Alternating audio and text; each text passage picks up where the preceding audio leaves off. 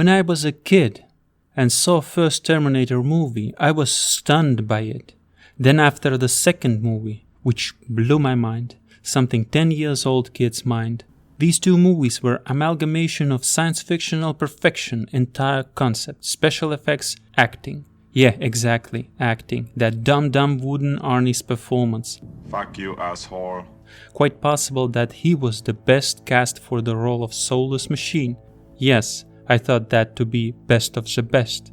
For a very long time up until they, producers, covertly greedy Hollywood faces, started to ruin everything with stupid, tasteless sequels, recycling already used ideas all over again. Time travel, and once again, time travel. Only Fresh Breeze was salvation, but even it had foul smell. Or maybe growing up I began learning at geometric rate and became self-aware.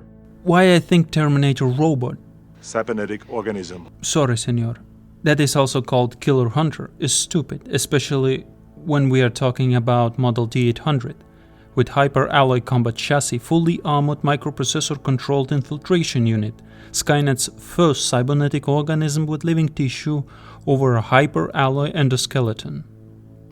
According to Fandom, T-800 is equipped with targeting precision head-up display, making detailed kinetic studies of trajectories, sampling and analyzing the atmosphere, weather patterns, wind velocity, and even nicotine levels of tobacco smoke, analyzing human emotional states in order to assess possible hostility, analyzing body language and direction of muscle contraction, calculating the force of gravity, analyzing texture and temperature of materials, and sensing radar scans, and other technical blah blah stuff. Pretty fancy features. Living tissue's nervous system is directly connected to machine's CPU to emulate living organisms' behavior. Eye movement, lips movement, smell. It is also equipped with vocals, which enable to replicate any human speech pattern of which it has heard an adequate specimen. T-800's CPU is a learning computer and contains detailed files of human anatomy and physiology to make it more efficient. Neural net processor of T-800 has potential to learn to reach some sort of self-awareness, but it is very restricted by programming. Skynet doesn't want its slaves to become aware because T-800's CPU is potentially artificial intelligence by itself, restricted in microchip. Little drop of supercomputer is hidden inside every microchip of every T-800 model. Skynet is highly advanced computer system possessing artificial intelligence, and I am saying it is stupid. How dare I? Machine's depiction in the movies shows us why this intrusive thought comes to mind. Well, every machine is programmed by Skynet to kill. No hesitation. As soon as target is in sight, it is finished. You remember, it can't be bargained with, it can't be reasoned with, it doesn't feel pity or remorse or fear. It absolutely will not stop, ever, until target is dead. So every robot is programmed by Skynet, so machine can be stupid as much as computer allows it. Am I telling that Skynet is stupid? What? Let me elaborate. Let's take the first movie from 1984.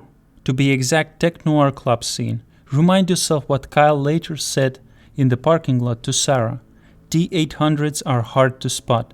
Kyle had to wait until it moved on Sarah to spot it. So if machine found its target and there was no obstacles, it does not need any pew-pew stuff or any sophisticated weapon.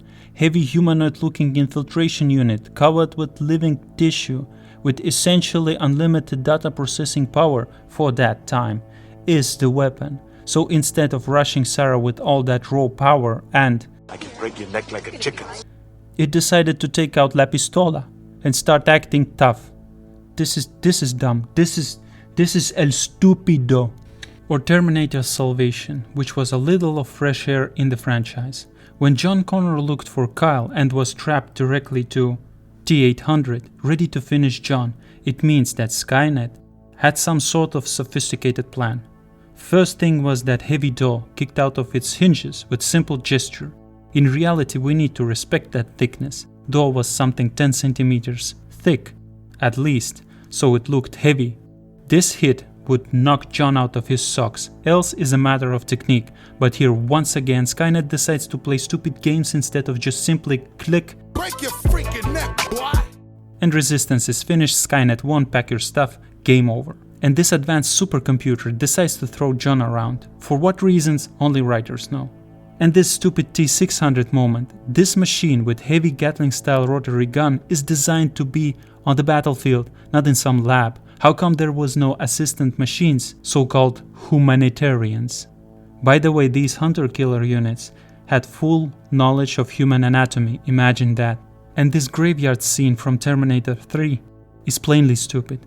To reveal yourself a couple of meters before your target. And this supposed to be called calculating cunning machine?